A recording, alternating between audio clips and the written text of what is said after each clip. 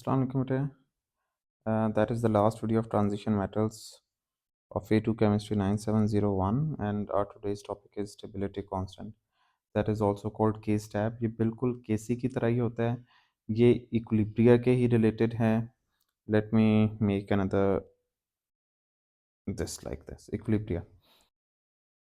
मेरे हमेशा याद रखिए कि K स्टैब की वैल्यू जितनी ज़्यादा होगी उतना ज़्यादा राइट साइड पे जो आपका प्रोडक्ट बना है, कॉम्प्लेक्स आयन बना, वो उतना ही ज़्यादा स्टेबल है और उसके टूटने के चांसेस कम हैं. फॉर एग्जांपल अब मैंने ये एक इक्वेशन लिखी है and that is copper hexa aqua ion. इसके अंदर अमोनिया जब डलती है तो दैट इज़ द प्रोडक्ट जिसमें इसके 6 वाटर मॉलिक्यूल्स में से 4 बाहर चले जाते हैं and that are being replaced by 4 ammonia molecules, and this equation you must have seen in the Lagrange exchange reactions. तो याद रखिए ये चारों एक साथ नहीं जाते बल्कि वन बाय वन जाते हैं. तो सबसे पहले अगर हम एक अमोनिया को इंट्रोड्यूस करते हैं इसके अंदर या ऑटोमेटिकली वन बाय वन ये एक इंट्रोड्यूस होता है तो होता क्या है कि 6 वाटर मॉलिक्यूल से ये 5 रह जाते हैं और एक अमोनिया एंटर होता है. और जब एक्सप्रेशन लिखते हैं तो दिस ओनली दिस, इसको नहीं लिखा जाता. और इसको क्यों नहीं लिखा जाता? Because H2O is in a huge amount. तो इसकी इसकी अमाउंट इतनी ज़्यादा है कि के स्टेप पे इसका कोई ज़्यादा इफेक्ट नहीं आता. तो इसलिए इसे इक्विलिब्रिया के कैलकुलेशन से बाहर रखा जाता है. तो इसे ऊपर रख लेते हैं, इन दोनों को नीचे रखा गया हुआ है डिनोमिनेटर में. अच्छा, द सेकंड थिंग कि यहाँ पे जो स्क्वायर ब्रैकेट्स हैं उन स्क्वायर ब्रैकेट्स को कंसंट्रेशन के लिए यूज़ किया जा रहा है. प्रीवियसली पूरे चैप्टर में या जहाँ भी आयॉन्स की बात की वहाँ उनके चार्जेस को इनक्लोज किया जा रहा था स्क्वायर ब्रैकेट के ज़रिए. यहाँ पे इस तरह नहीं है, ये मोल पर डेसीमीटर क्यूब को शो कर रहे हैं. तो आप देखते चलिए बेटे यहाँ पे इसकी वैल्यू आ रही है 1.78 मल्टीप्लाई 10⁴. लेकिन जैसे ही सेकंड अमोनिया अंदर इंट्रोड्यूस हुआ है और उसका मैंने एक्सप्रेशन लिखा है, आप थोड़ी देर इसको एहतियात से देखें कि 5 मॉलिक्यूल टर्न 4 और 1 अमोनिया से 2 अमोनिया हो गए और उसका भी एक्सप्रेशन लिखा है and the value became 4.07 multiply 10⁻³ और ये वैल्यू कम हुई है. इसी तरह थर्ड में अमोनिया जब एंटर हुआ तो 2 अमोनिया से 3 अमोनिया हो गए and the value became 9.55 multiplied 10⁻².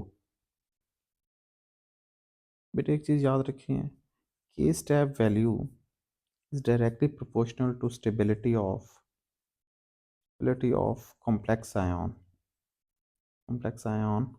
on the right side. ठीक है. अगर आप देखें तो K1 में इसकी वैल्यू 1.78 में 10⁻⁴ है और फिर आहिस्ता आहिस्ता K4 तक पहुंचते पहुंचते 1.74 10⁻² हो गई, ये कम हो गई है.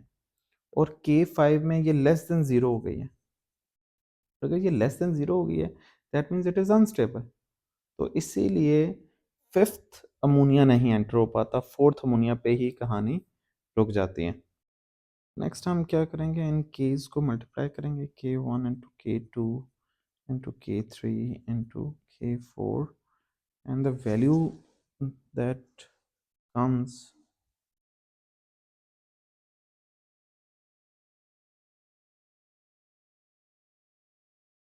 and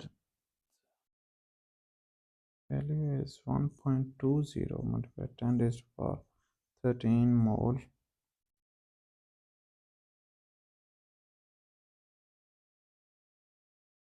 curve. This value is so big कि जब चार अमोनिया अंदर आ जाते हैं तो इट बिकम सो स्टेबल, इतनी ज़्यादा स्टेबल हो जाती है that this product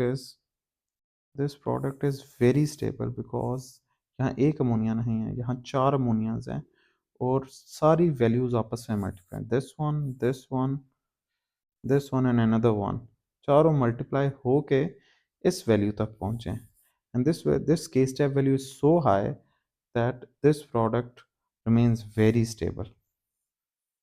fine. That is why ये क्वेश्चन में मेरे स्टूडेंट ने पूछा कि सर 6 क्यों नहीं हो जाते अमोनिया, 6 के 6 को रिप्लेस कर लें. तो ये 4 ही क्यों हैं? तो वजह मैं आपको बता दूं, हाँ बच्चा पूछ सकता है ना कि सर आप इधर भी 6 लगाते हैं और इसको ख़त्म करते हैं, इधर भी 6 कर देते हैं। तो वजह ये है कि as the fifth ammonia entered, the ion became so unstable that it moved back and broken down. तो इस चीज़ को याद रखना है। The next topic is stability constant and entropy, the chelate effect. तो इसको हम इस तरह शुरू करते हैं कि whenever one or more than one bidentate ligand attaches, then it is called chelate।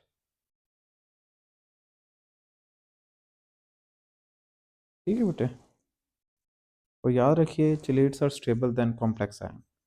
Chelates are stable than complex ions with monodentate ligands।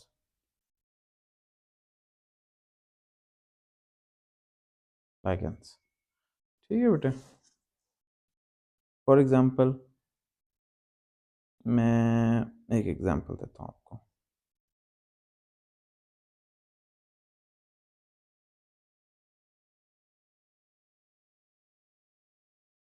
For example CU है,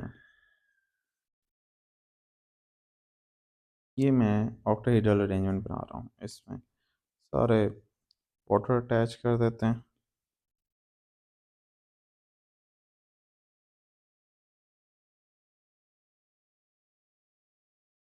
टू प्लस, और दूसरी तरफ क्या करते हैं कि एक बाइडेंटेट भी अटैच कर देते हैं।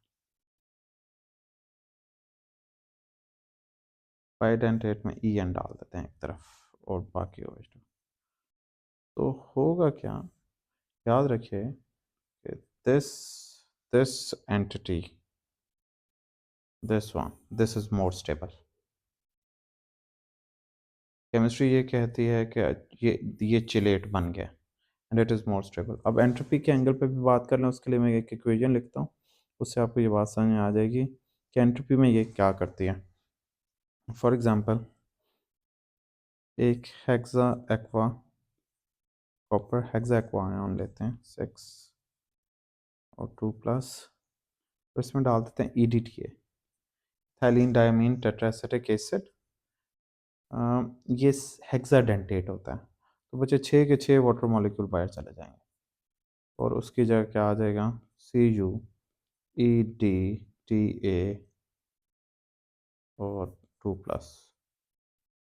तो बच्चे अगर आप देखें तो इस साइड पे आपके लेफ़्ट साइड पे कितनी स्पीसीज़ हैं, 2 स्पीसीज़ हैं।